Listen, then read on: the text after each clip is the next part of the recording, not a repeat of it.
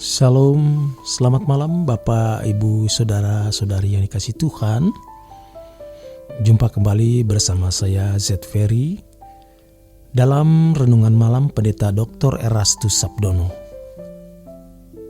Malam hari ini bertemakan lupa mempersiapkan diri.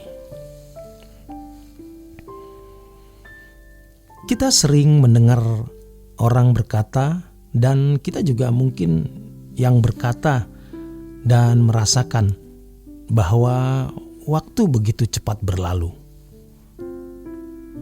Rasanya baru kemarin hari Minggu, sekarang sudah Minggu lagi. Rasanya baru kemarin bulan baru, sekarang sudah menginjak bulan baru lagi. Dan seterusnya. Sejatinya perjalanan waktu itu konstan, artinya waktu tidak berjalan lebih cepat atau lebih lambat. Waktu berjalan seperti tahun-tahun sebelumnya, seperti abad-abad sebelumnya. 1 menit masih 60 detik, 1 jam masih 60 menit, 1 hari masih 24 jam. Jadi yang membuat kita merasa seakan-akan waktu ini cepat berlalu karena kesibukan manusia yang bertambah banyak, tugas-tugas yang bertambah padat, dan orang di sekitar kita terus gopo-gopo, buru-buru dalam segala kegiatan hidup. Sehingga kita sendiri ikut terbawa, ikut tergopo-gopo.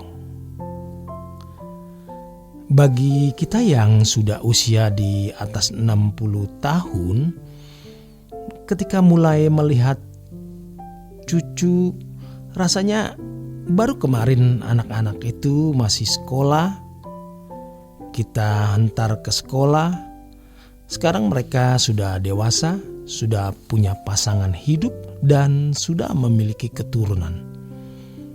Kita hanyut dalam perjalanan waktu.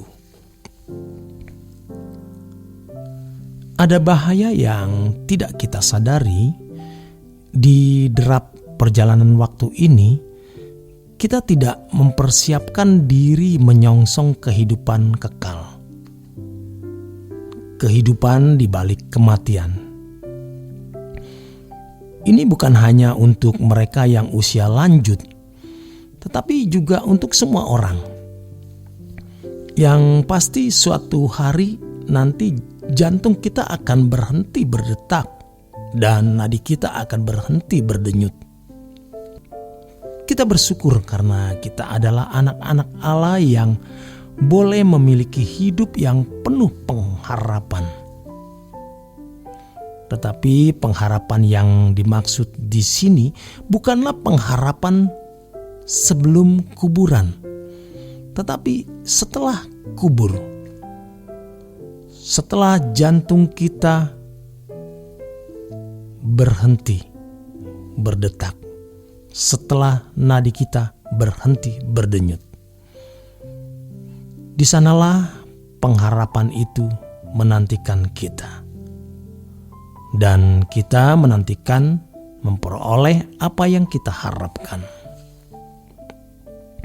Untuk menerima suatu bagian yang tidak dapat binasa, yang tidak dapat cemar, yang tidak dapat layu, yang tersimpan di surga bagi kamu.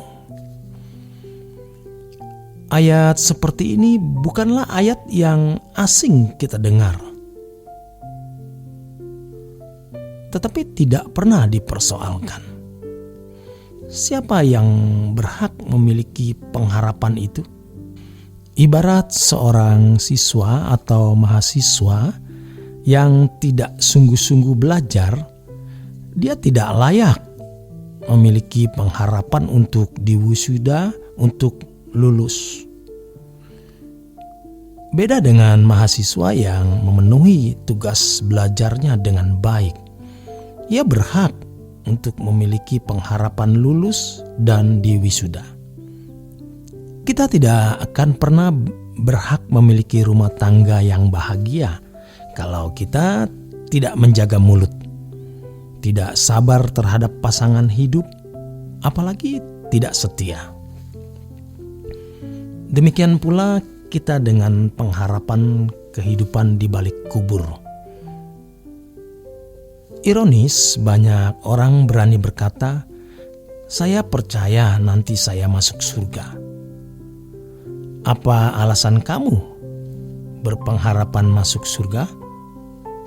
Biasanya dijawab dengan kata, "Percaya." Percaya yang bagaimana? Sejujurnya mereka tidak mengerti. Percaya itu bukan hanya kegiatan aktivitas pikiran kita. Percaya itu tindakan. Kalau kita percaya, kita taat kepada Bapa di surga. Kalau kita percaya, kita mengikuti jejak hidup Tuhan Yesus. Perhatikan ayat berikutnya, yaitu kamu yang dipelihara dalam kekuatan Allah karena imanmu, sementara kamu menantikan keselamatan yang telah tersedia untuk dinyatakan pada zaman akhir.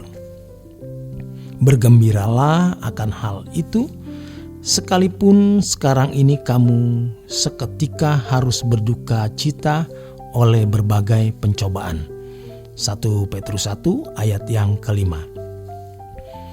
Jadi yang memiliki pengharapan itu adalah orang-orang yang mengalami berbagai pencobaan karena kesetiaan mengikut Yesus. Jangan lupa bahwa pada zaman itu orang Kristen teraniaya hebat, termasuk Petrus sendiri yang akhirnya ia mati disalib dengan kepala di bawah menurut tradisi gereja.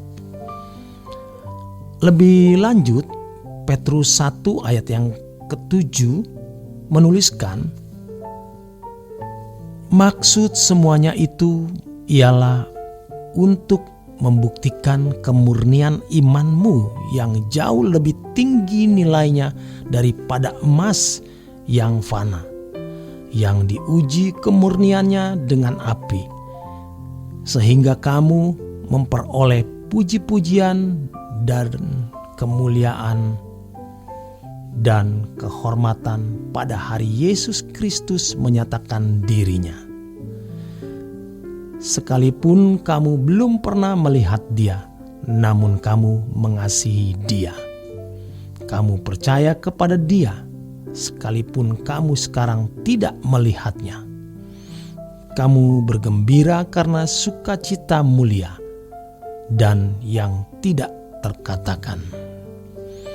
Di tengah-tengah aniayanya, di tengah-tengah pencobaan. Karena kamu telah mencapai tujuan imanmu, yaitu keselamatan jiwamu.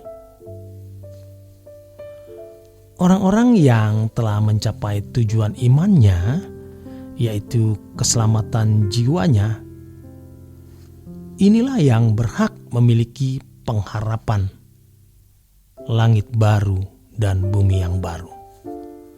Karena mereka memiliki kematian yang bermartabat. Jadi tidak semua berhak menerima pengharapan itu. Hanya mereka yang telah mencapai tujuan iman, yaitu keselamatan jiwa. Keselamatan jiwa maksudnya adalah orang yang diproses memiliki kesucian seperti kesucian Allah dan tidak terikat pada keindahan dunia ini. Demikian kebenaran firman malam hari ini. Selamat malam, selamat berjuang. Tuhan memberkati.